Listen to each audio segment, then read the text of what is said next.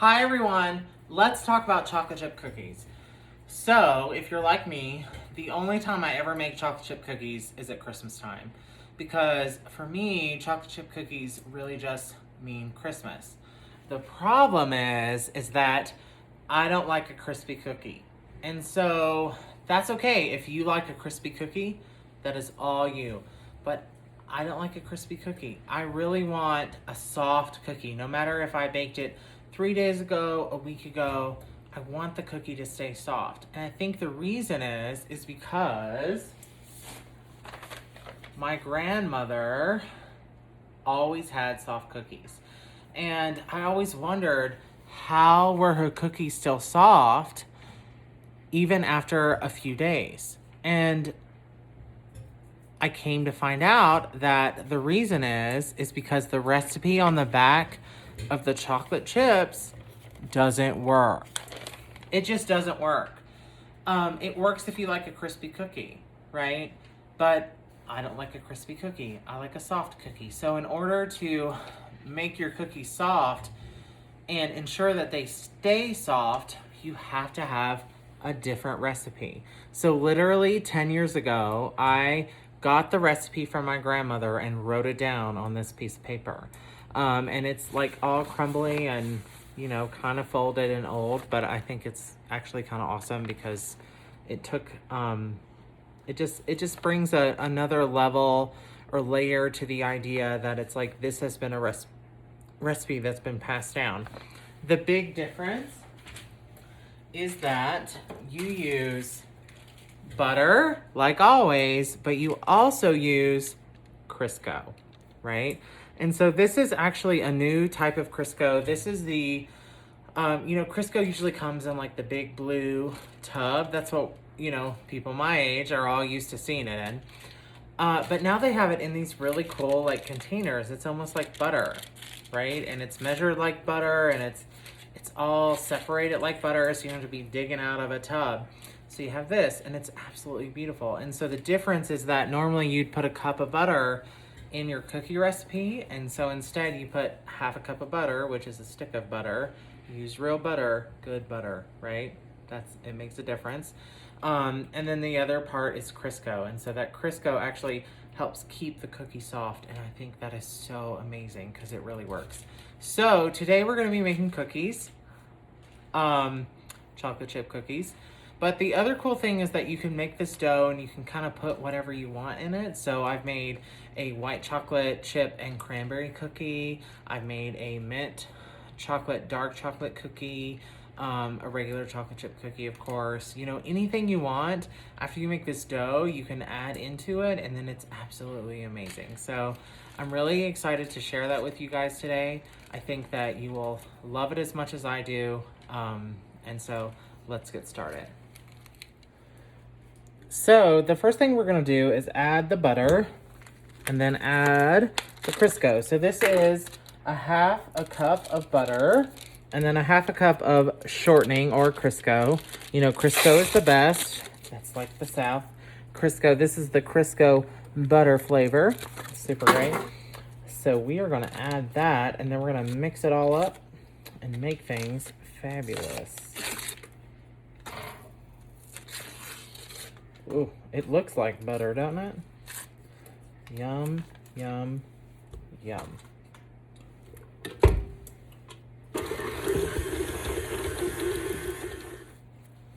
So now we're gonna add 2 eggs. And just like the cooking shows tell you, I'm gonna crack these eggs into a little bowl just to make sure they're not bad before we add them to the mixture. Because God forbid they come out and they're rotten or something bad. So we are going to add those to our butter Crisco mixture and beat. And then we are also going to add the vanilla. And so that's 1.5 teaspoons of vanilla.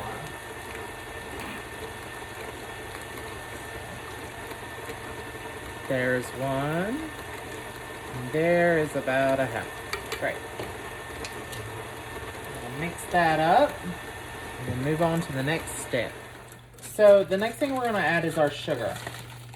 So we're gonna add 1 cup of packed brown sugar. So that's a half a cup, so we're gonna add another half. So 2 halves make a whole, right? So 1 cup of packed brown sugar, and then a half a cup of beautiful white sugar.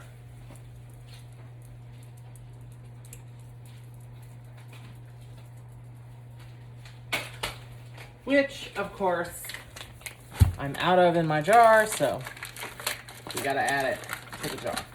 So, that's what happens. This is real life. And that's okay. Pour this in here.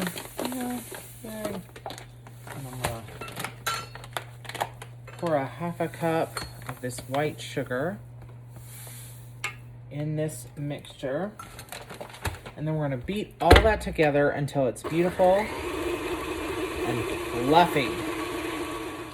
So, while we were doing that, I went ahead and I combined all of our dry ingredients. And so what I'm doing right now is just scraping the bowl to make sure that all that really good fluffy stuff is actually in the bowl.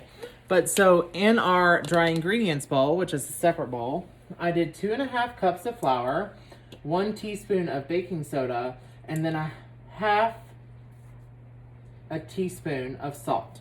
And so the salt's really important because it just makes sure that it's not too sweet. So if you've ever watched those baking shows, they're all about, did you add enough salt, or this is too sweet? And that's why. It's just because sometimes if things are overly sweet, it's hard for you to really enjoy the actual flavor of what you're supposed to be eating. It just tastes like straight sugar, and we don't want that. And so I did that, and I just kind of mixed it all in this bowl with a fork just to make sure that there were no lumps and that everything's all mixed together really nice. And so what we're gonna do is we're gonna slowly add it to this beautiful butter sugar mixture that we've already kind of mixed up with our egg and our vanilla until it forms a dough ball. So I'm gonna be working on that for just a second.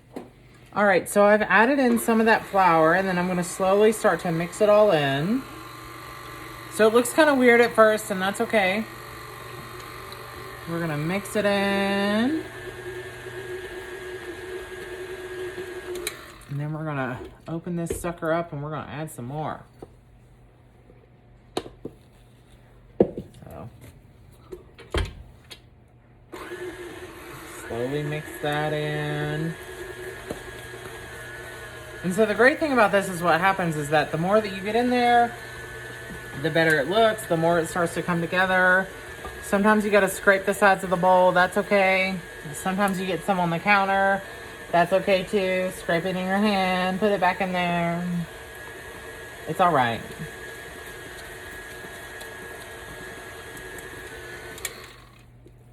All right, and so this is probably the last, the dry ingredients we're adding to the flour.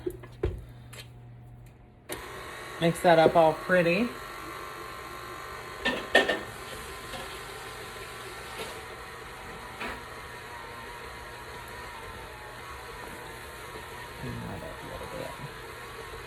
And you see how it just starts to get a little thicker, which is absolutely beautiful. That's exactly what we want.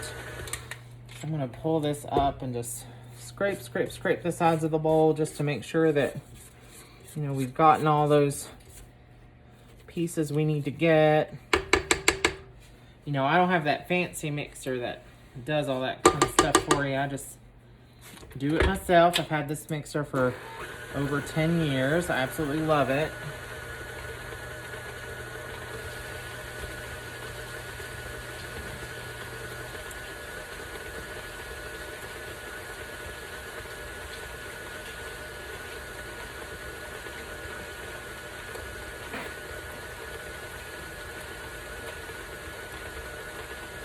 So we're just mixing it up till it looks real pretty like this. I mean, look at it, it's absolutely beautiful.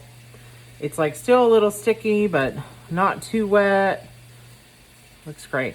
And so now we're going to add our ingredient that defines what type of cookie it's gonna be. So up until this point, what we've done is made this really great, moist, like beautiful cookie dough that's gonna stay soft even after you bake it.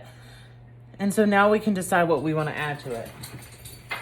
So A very wise woman told me a long time ago that anytime you bake, there are certain things that it's worth paying the extra money for. So one of those are the butter. So I always make sure that I have real butter. So not margarine or any of that stuff, but actual real butter. And the other thing is the chocolate that you're going to use.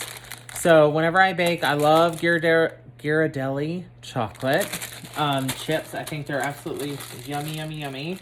And so we're just going to add a whole bag of those in there, because this is just traditional chocolate chip cookies. Close that up and then just put it on the stir setting just for it to stir it up just enough to where every little bit has a little bit in it. Let's see that happens fast. Speed it up a little bit. Like I said, I've had this mixer for 10 years, so the lock doesn't always work on it, so I just hold it. But I just think that's part of me loving it and it being beautiful. So, all right. Okay, I think, look at that. That is absolutely gorgeous. So that, my darlings, is so beautiful and so ready for us to start putting on the baking sheet. So let's get that done. All right, so I am almost to OCD because that's just who I am. And so one of the things I absolutely love is this baking mat. So this is one of those silicone baking mats that you just put on your cookie sheet. But the really cool thing about it is that it's almost meant for chocolate chip cookies. And I got this at Walmart for like $1.44, which is even better. But it literally shows you where to put your cookies and how big they should be so that you don't have cookies that stick together and that they actually come out absolutely beautiful. So we are going to use our cookie scoop. That's the other thing I got at Walmart. I love it. And scoop our cookie dough onto our baking sheet. I've already preheated our oven to 375 degrees on the convection setting. And so people always wonder, they're like, well, what's the difference between convection and regular baking? So my understanding is that with convection heat, it's actually going to move around evenly in the oven instead of coming from one heat source, where regular baking or regular temperature is just coming from that heat source in the oven. Like, so whether your heat source is in the bottom, the top, or wherever your heat source is going to come there. With convection, it has like a fan system that's actually going to move the heat around, so that the idea is that it's as even as possible. So here I am just scooping these cookies out onto our baking sheet with the silicone mat in these little circles, because then I know exactly where they go. And the great thing about that is that I know that I will have beautiful cookies whenever we are done. And so after I scoop all of these cookies, I'm going to put this in the oven on the middle rack for 9 minutes. So the big secret about chocolate chip cookies is, first, like I told you before, the substitution of some of the butter for the Crisco, because then it's actually soft. But the other part is that you can't overbake chocolate chip cookies, right? And so what happens is that people wait for them to be too brown while they're still in the oven. And if they're too brown while they are still in the oven, they come out and start to continue to cook on the sheet and even off the sheet, and then they're too done. And so then they become crispy and then they're not as good. So I put these in, I know my oven, at 9 minutes, and then I take them out and I get them off the heat as soon as possible. And so we'll get to see that in just a second. So I'm gonna put these in the oven and I'll be right back.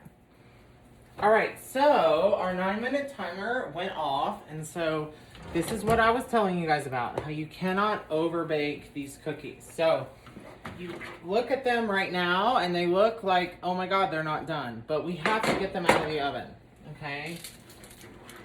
And the reason is because they might not be done at this very minute, but in a minute or so, as they start to cool on the pan, they are going to be done, because they're going to continue to cook on the pan even before we can start to take them off of the pan.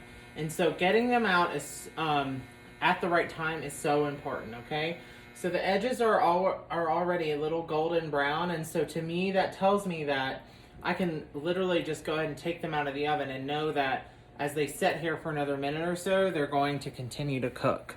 So that's really important that you guys understand that too, because you don't want to ever over bake a chocolate chip cookie because it's not going to stay soft. So this is the cookies after they've come out after 9 minutes and cooled. So they're still pretty and brown and nice and solid. And so we're really excited about it. And then I just mixed up another dough, but instead of 2.5 cups of white flour, I added 2 cups of white flour and 1/2 cup of cocoa powder. And then also added baking M&Ms and some white chocolate chips. So we're gonna make these and we're super excited about it. So it's gonna be real good. Merry Christmas.